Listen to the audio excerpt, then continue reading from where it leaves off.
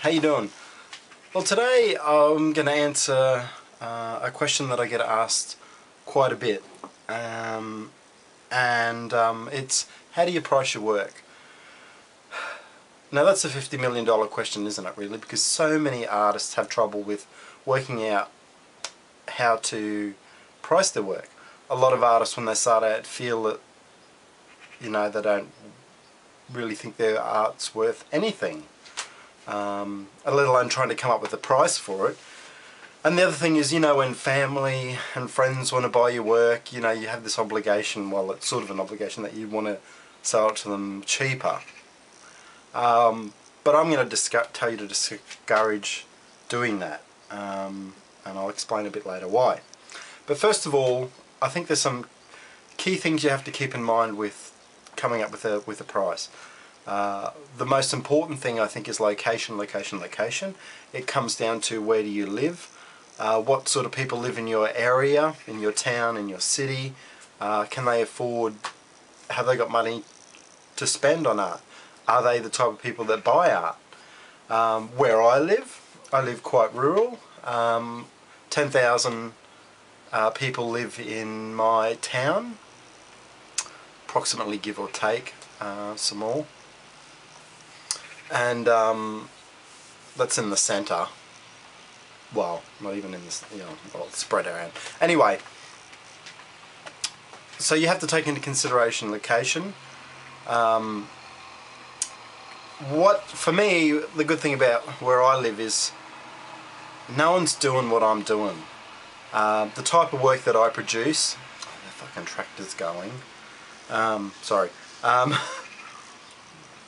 The type of work that I produce is completely different to what a lot of the artists do around in my area. So I sort of stick out in a lot of ways, which is a good thing for me. A good thing and a bad thing, because it has a double edge. Because some people, it's too far out of their comfort zone, whatever that means. But yeah, location.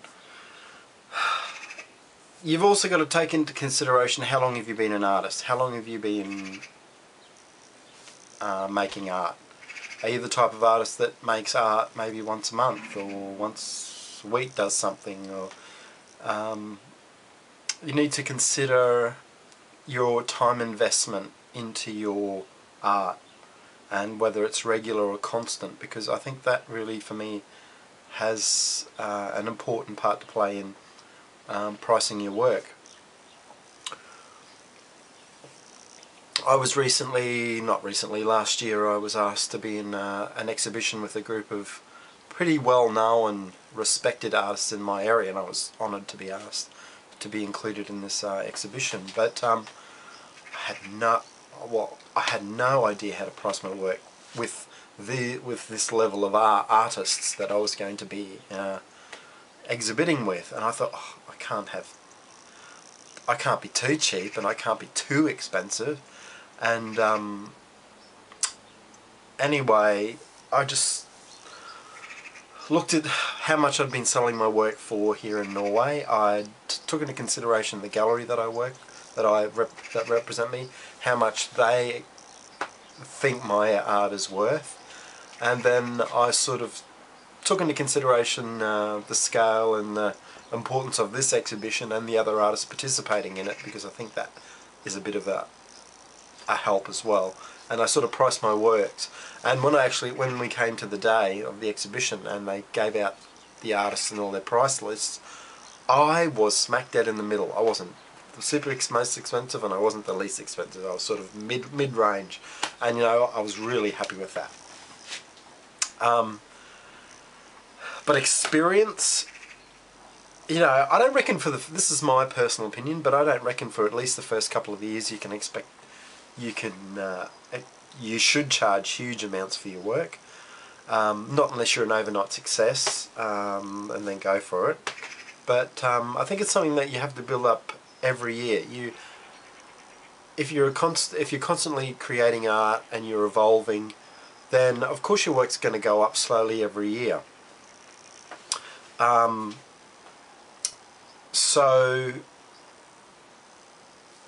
Okay, one of the secrets is to start out cheap. Well, not cheap. you don't want to be super cheap, but you don't want to be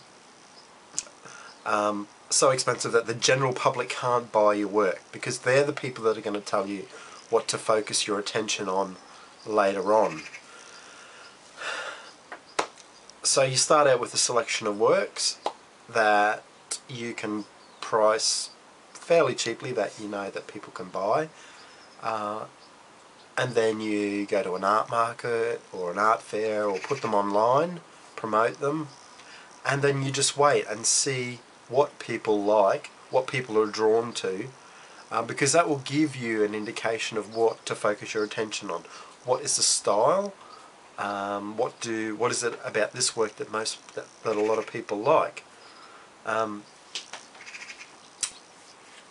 that's something that I've done over the last, I'd say, 5 years. I've done a whole bunch of stuff. I've had my fingers in different areas: assemblage, abstract, a bit of figurative painting, stencilry, and over the last 5 years I've sort of gathered lots of information about the type of art that people want from me, and what the type of art that people like. And then I can also focus on the areas of interest that I'm mostly interested in, which is all of those.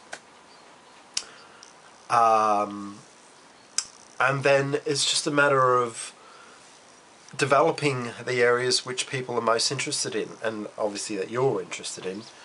I think when I was fortunate enough when I started out to have an art guru who lived in the same town as I did back in Australia, and she was really instrumental in helping me form my own opinions that I have today, but also about pricing my work. And I guess it wasn't so much that she told me, but it was I sort of led by her example.